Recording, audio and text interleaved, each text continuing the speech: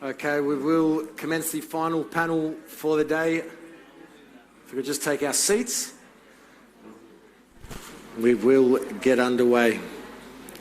Marios, the venue is too beautiful. We're stuck outside and far too beautiful. Plenty more of that to come. We will get into the final panel for the day. Lessons learned from top women's teams. Jim Gooley, the moderator for this one. Jim has been active in the women's game over the last 40 years in the United States as a coach, trainer and mentor to girls in the 70s and 80s. In the 90s, when the women's game in the USA was really taking off, Jim held various roles with W-League teams as a sales director, general manager and public address announcer. When the NWSL was formed, he joined Sky Blue, as we discussed last night, as their Director of Sales. If any man is aware of some of the lessons learned, it is you. Thank you. Welcome. Thank you. And over to you.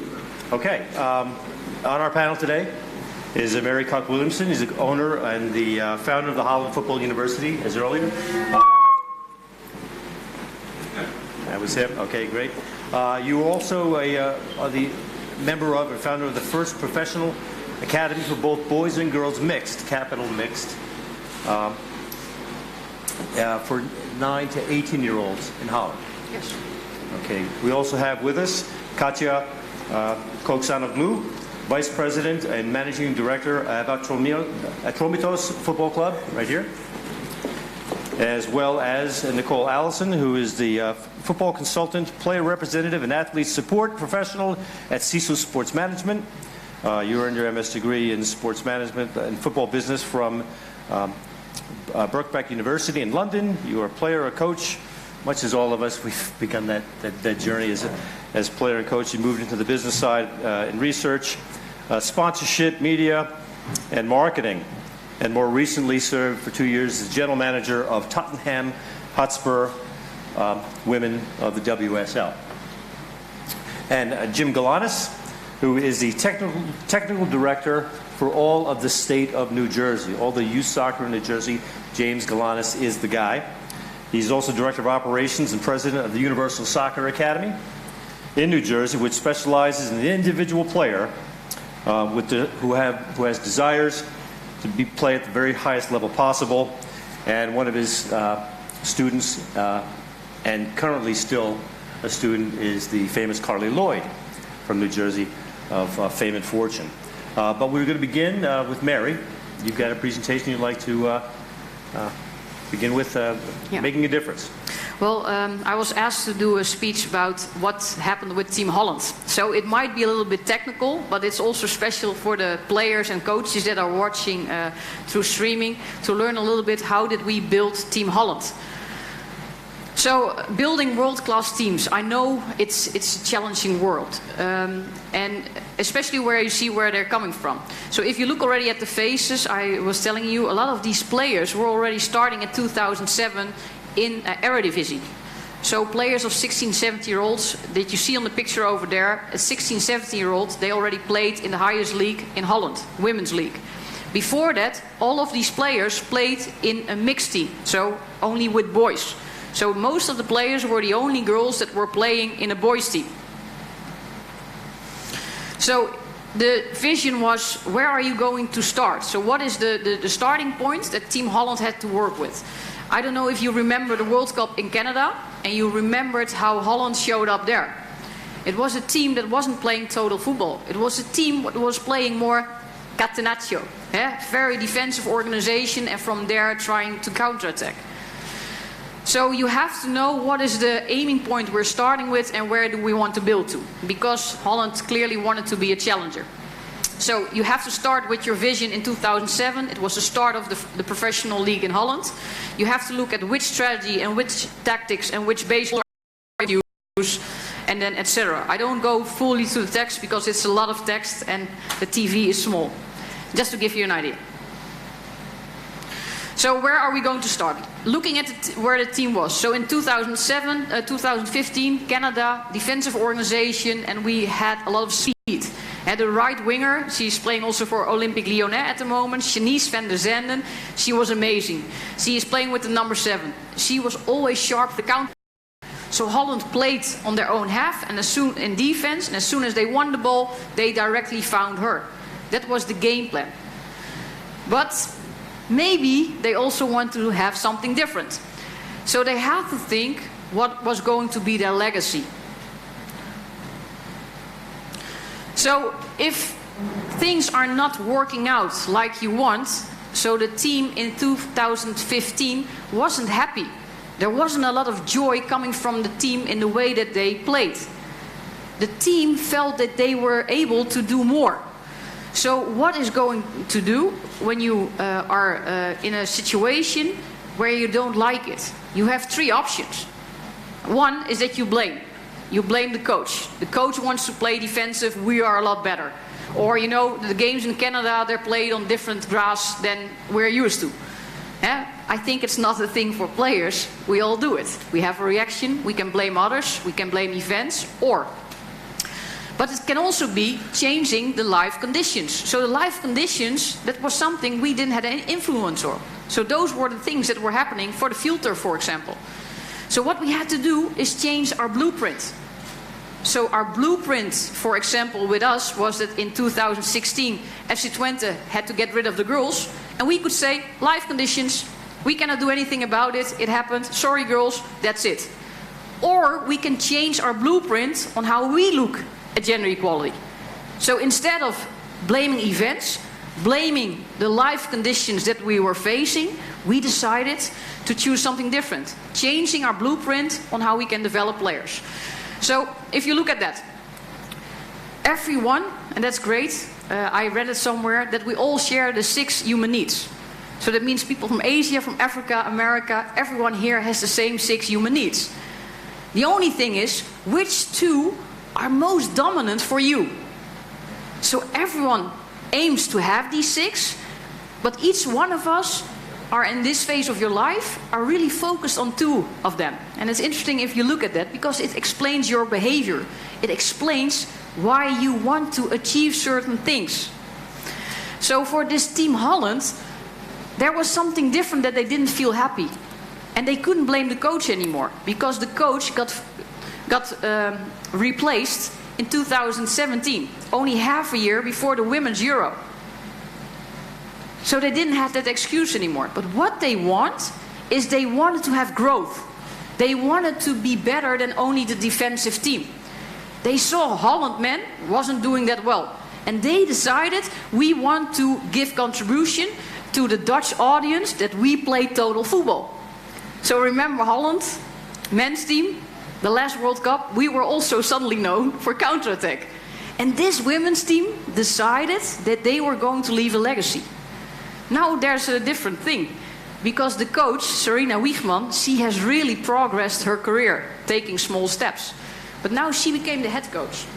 And what was happening is, if you are at the first time head coach, and you have 6 months to go before your Women's Euro, you have a choice. I can build out of certainty, meaning defensive organization, proven results, or you can decide to follow your team. How many coaches would choose certainty with their first big international coaching job? Sarina Wiegman and the team decided that they wanted to be the Women's Euro in Holland, their Women's Euro. They decided that they wanted to inspire everyone in Holland. And I think that deserves a lot of respect. A coach who doesn't play the Galacticos, Real Madrid, but the coach who plays the potentials. Why? Because the coach believes that the potentials can get better with playing. How many coaches are daring to do that? How many coaches are taking, Ed was asking me, taking the risk? You choose the Galacticos, you choose your big stars over your youngsters. But these are the coaches that make the difference, Ed. She did. Performance, we're talking as football coaches a lot about skills, skill training. So skills is only the capability of pursuing a skill, technical skills. It's just circus artists. I don't care if a player can juggle for 3,000 times. It's about creating the circumstance that you have skills combined with the right behavior. And if you have that, that is the way you can perform. So for Holland, they had to change their beliefs. So Holland was playing as a defensive unit, and now all of a sudden they had to inspire with playing attacking football. So some of us are also recognizing maybe some of these beliefs. Is when a young potential has to step up the plate and says, I'm not good at this. Look at this player. Look at Ronaldo. He is so much better. I'm not able to do it. But it's about giving your players the behavior that they can figure it out. Trusting them. Or women who have to show up with a lot of burden on the shoulders because they represent all women. That's happening. So I don't want to show up because I can't afford to make a mistake. When I have to say something, it has to be right. Otherwise, I shouldn't do it. But it puts a lot of pressure on you. So what if we can change that belief with our players to say, I need mistakes. Otherwise, I'm staying here. And if I want to reach here, like Ebru was saying, you have to get out of your comfort zone. To get out of your comfort zone, it means you're embracing making mistakes. Otherwise, you're not growing. I know it's scary, but we all have to. So what is the leadership of that team needing? And I think it's in all companies. So the leadership is, leaders develop leaders. So when you have a captain in your team that you see is doing a great job, but cannot be consistent at it, why would you only have one captain? Remember the goalkeeper, Sari van Veenendaal? 1 month before the World Cup, she was not playing. She had the captain band, and she was the best FIFA goalkeeper of the World Cup. Why? Because she was already a leader, even on the bench. So one captain doesn't say anything. It's about how do you create leadership in your team in general. So what strategies do you have to build your team? We have to think about the main moments. So if we decide we want to play total football, what does it mean? So it means we have to think out of the 4 main moments of the game. Because when we are watching a game, I can tell you there are 40 people here, and everyone watches the game through different glasses. So when you talk with coaches about a game, everyone looks at something different. But how can we talk the same language? It means analyzing the game through the 4 main moments. What are we going to do as a team when we have the ball and build up? What are we going to do when we don't have the ball and have to defend? What are we going to do if we win the ball? Are we going to counter-attack? Or are we going to make the field wide and link up? What is our plan? And Caroline was saying it, I think, beautiful. I think Holland didn't have the best individual players. But in these 4 main moments, they had a plan. So if you play like Holland, they wanted to aim for playing an attractive way of football. They wanted to surprise the audience. So what did it mean for their tactical awareness? So they had to have players that were able not, when they win the ball, to think back, but players who were able to think forward. And what I see at the World Cup, that was that a lot of midfielders were turning backwards. It's a defensive control. And one of the best players, I believe, in the World Cup, I must say, it was an American. Lavelle. I think she's an amazing player because she knows how to make an attacking control forward. She doesn't go back. She plays and thinks forward. So you need to have players that have that. You need to have players that are able to execute. As soon as we win the ball, directly go forward instead of thinking backwards. So now I have to think about the physical skills. We were talking about it sometimes in America. I'm doing a coaching clinic there, and I work with them 90 minutes. And then they say, thanks, coach, and then they rush off. I said, where are you going? Oh, we have another session planned. I'm like, what? It's not about quantity. It's about quality. So if I look at how I want to play total football. What does it mean? What does it mean for my team if I want to play that way? It means physically, I have to have a right winger that is able to maybe sprint 50 yards, but as soon as we lose the ball, it means that same right winger has to sprint back also 70 yards, because that's total football. And total football, it's not what I saw in the World Cup with a lot of teams, 5 players in a defensive block and 5 players in the attacking block. And as soon as we are making steps with that, I think the women's game is growing. Marjorie from France. Oh, I would take her in a suitcase. You know, that's a player I love. I think she was a left attacking midfielder. And they played her left fullback. She is playing the total football. She is playing, creating chances in the end phase. But she is also there to defend. Beautiful player. And that's what you hope the women's game is going to look like. But Japan also. Every player of Japan can defend, can attack, and they're able to do it both. So, when a player comes to me and says, Coach, I need help, I need to become fitter, I first ask, in which phase do you feel like you have to be fitter? Is it because you are not able to keep a game 90 minutes? Or are you not able to recover from sprints? What is it? One thing for sure, my players are not running laps to get fitter. Why? Because I've never seen them on the World Cup, when the referee blows the whistle, running laps. So why should I train running laps? I should train them being able to execute football 90 minutes or 120 minutes in most of the games. That's what football condition is. So it starts first with us as coaches. What do we demand from our players? So Holland said, if we are going to play on the World Cup stage, we need an attacking strategy. So when I was when I was training with women, a lot of women don't like crosses. Who recognizes that? Women and training crosses. And it's so funny because then the coach says, I'm going to train crosses. I say, why? Well, they're not good at it. I said, oh, so why are they not good at it? They don't like it. So maybe they don't like it because they're not good at it. And the coach is putting it on the agenda again. How many goals are scored from a long cross, second post? Many goals in men's soccer? No. Why? Because we all have tall defenders. So how many goals are still played second post long? Not many. What do we do with women football? We practice crosses. And you know what? We put them on the right sideline and we let them give a cross second post. And they don't score and we say, we do it again. And we do it again.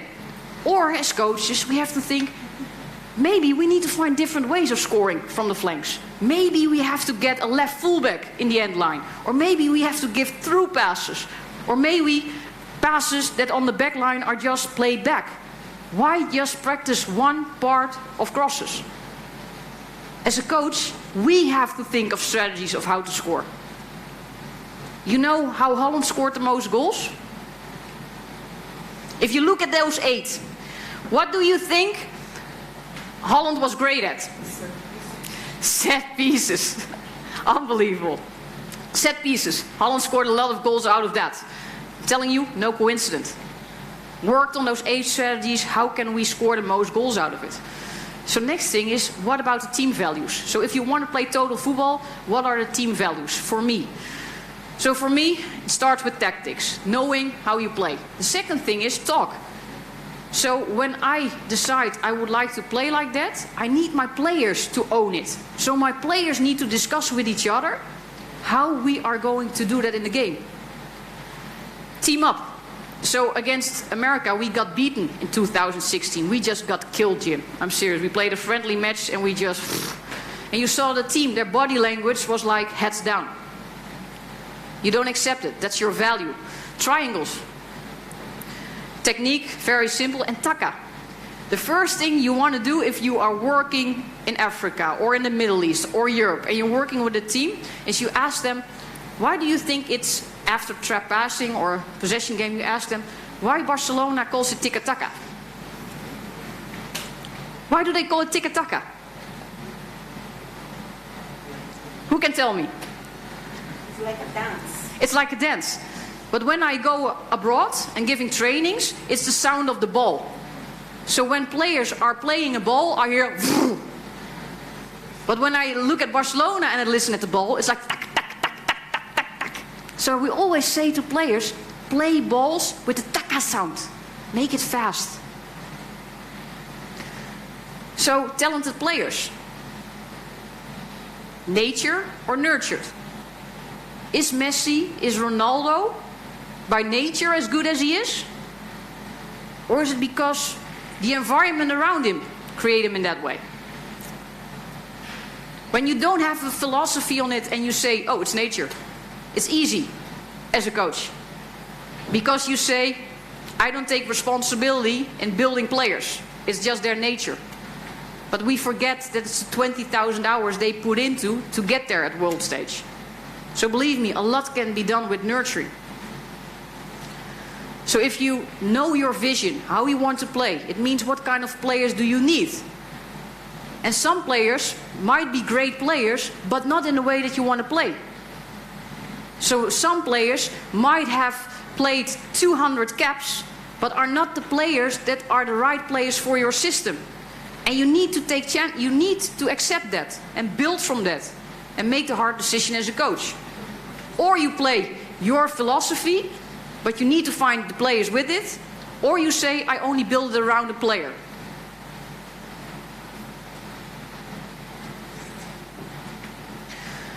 You remember her? She was scoring the most free kicks and she had the beautiful assists. She was the defensive midfielder of Holland. Sherida Spitze.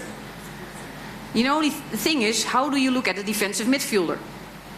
Who believes a defensive midfielder needs to be strong, good in tackling? Be honest. You guys all total football? Yeah. So she was not fast. She was not running to win a lot of balls. But she won the most balls. Why? Because positionally she was great. She looked at the game and she knew when the ball was coming over her, she knew how to close it to the defense. This player scored more goals or created more goals than any other attacker. So all of a sudden, as a coach, you think, I cannot play her because she's defensively not strong. And the Dutch people were saying that in the newspapers. You have to get her out. She's too slow. She's too old. She cannot run fast enough. She's no Frankie de Jong. That's what we say in Holland. And after 3 games, oh, because she makes results for your team. So as a coach, what she did? She made her the number 10, but then at 6. And she had the 2 attacking midfielders run a lot for her. So Holland became champions in 2017, had to rethink now what in 2019, because that's the World Cup stage. It's something different. So when, as a coach, you're going to start, it's about analyzing what you have seen and how you want to develop it. But then a player. So when I do a training, I have a plan. But when my players are showing up, it's not like, tell me coach, what are we going to do today?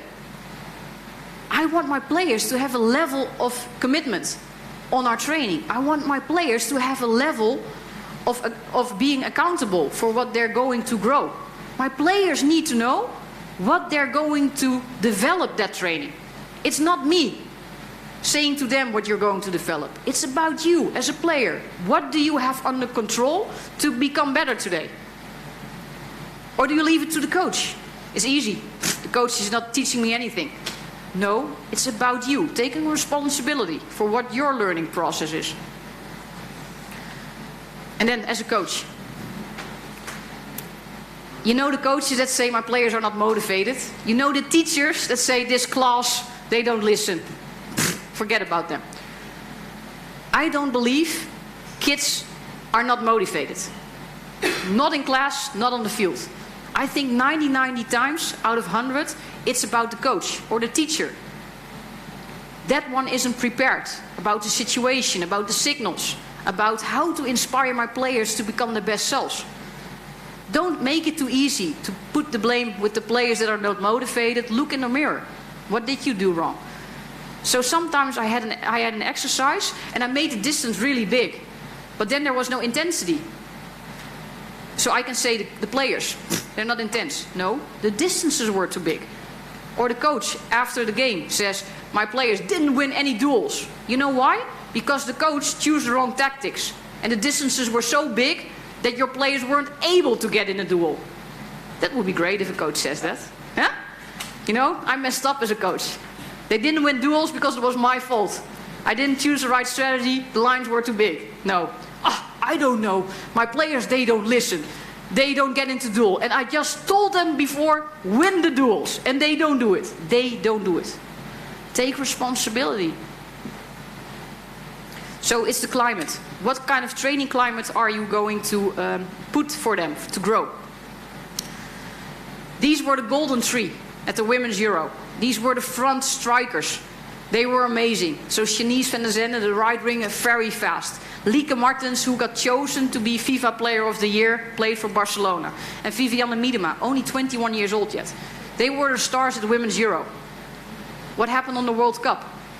Only one player really hit her level. That was the striker. Question, what is it? Is it pressure? Were they not able to deal with the pressure? Or is that the maximum that those two wingers had?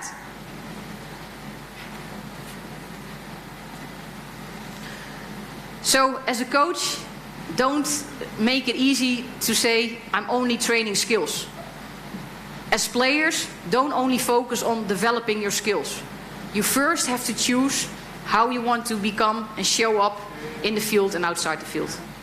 So I think Holland was doing great in that. And I think I like the saying of Muhammad Ali. And I would say it to a lot of the female players now out here. Muhammad Ali, you know him? Yeah, I don't know, generation maybe, but okay, YouTube. Muhammad Ali already told the world that he was the greatest.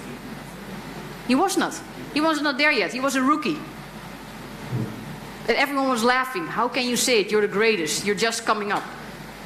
But his words became his beliefs. Sari van Veenendaal, 1 month before the World Cup, she didn't know she was playing yet. She was the second goalkeeper. I sent her a text message saying, Sari, you are not a good number 2.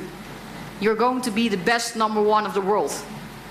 I saved that message because Sari had made a decision early on.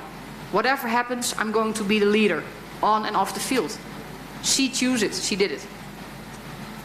So my tip for you guys, find a group of people around you where you spend a lot of time with. Because this group of people, your teammates, your coaches, you spend a lot of time with, they will help you grow. It's not about money only. It's about resources, also about creating the network. So find players around you that are going to support you in your dreams. Find friends around you that don't say, come on, let's go tonight. You have a game tomorrow, 1 beer. Find people who believe in you to be the best. Because those are the people that you want to spend your time with becoming the best. Okay? Wish you lots of luck, players in Greece, and hopefully Holland-Greece will be the next game in the final of the Women's Euro once. Or France. Italy! Italy! Italy also! Thank you, Mary. We'll just grab the... You okay? You have the clicker? Oh, clicker, yeah. Thank you. Funny you mentioned Sari. She did actually win the FIFA Best Women's Goalkeeper of the Year recently. Yeah. She did win the award, so sensational. We just have, before the panel does get underway, a very quick video message from an attendee who was unable to attend, Arne Gretarsson, who is a former director at Ajax and Club Brugge.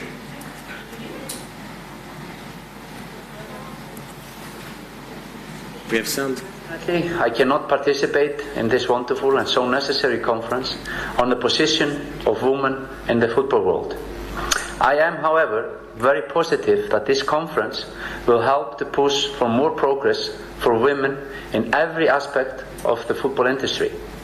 I really hope you will enjoy the conference, at the same time the beautiful city of Athens and the hospitality of the wonderful people of Athens. Thank you. Yassas.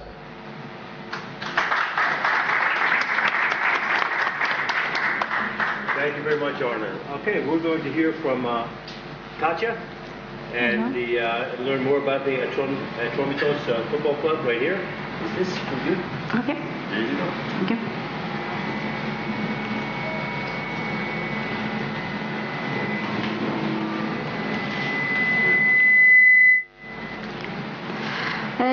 let me see some words for our history. Okay. Sorry. It's a video.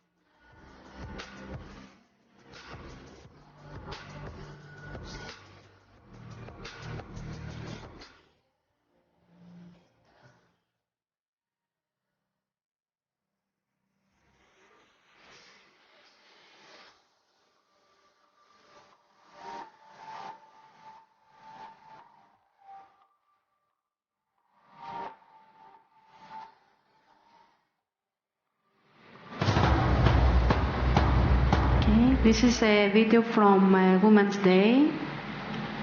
Okay, let me tell you some words for the history of women's football team. The history of our women's football team began in autumn 2007 when it became clear the need of our society to provide space to women as well to play football in Greece.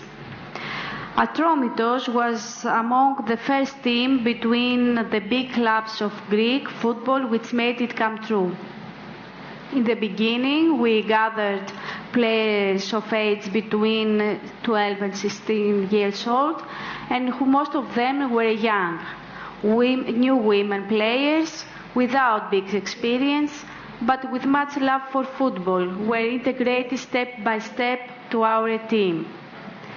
The women's team of Atromitos during the first years was training, participating at football tournaments hosted by Peristeri municipality and playing friendly games against men and women opponents with the aim of the best preparation to an official championship. In 2008, Atromitos women team participated at the regional championship. We ended at the second position, which gave us the chance to play playoff games for promoting to the first league. Unfortunately, we lost this game with 1-0 against Hellas Podium. This failure made the whole women's football club of Atromitos more stubborn. And as a result, through hard effort, we managed in 2009, for the first time, to be promoted to the first league. Nevertheless, the team was relegated at the end of the season because we were not 100% ready. Our second promotion to the first league came during the season 2011-2012. This particular season was crucial for Atromitos women's team due to the fact that from one hand, we secured easily staying at the first league, and on the other hand, we decided to organize football academies for young girls. Until today, 50 girls between 6 and 17 years old participate in our women football academies. From 2012 and onwards, Atromitos Women Football Club has a steady and continuous road to the First League Championship, which is hosted by the Greek Football Federation. What is more, Atromitos Women Football Club is rapidly evolving and making big steps of progress.